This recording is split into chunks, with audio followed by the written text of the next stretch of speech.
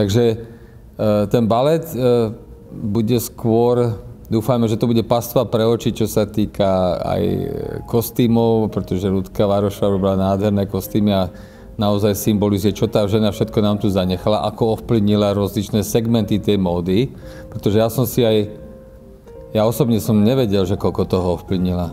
Ja osobne som napríklad nevedel, že dámske pyžama v podstate v tom pánskom znení sú od Coco Chanel, hej. Čiže mnohé veci alebo takéto maličkosti, ktoré sa tam určite objavia, ale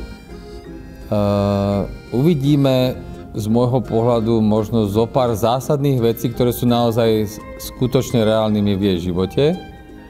Je jasné, že mala veľa mužov alebo veľa mužského elementu okolo svojej osobnosti, ktorý jej veľmi pomohol byť tým, kým sa stala.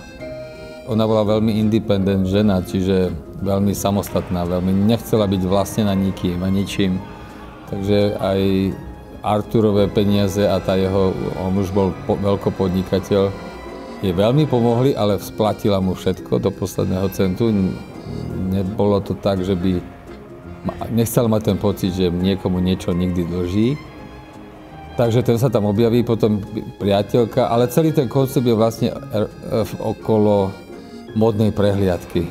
V rámci tej módnej prehliadky sa objavia nejaké záblesky, alebo môžeme to nazvať možno aj spomienky z toho jej života predošlého, z tých ľudí, ktorí jej nejakým spôsobom naozaj silne pomohli, aby bola tým, čím bola.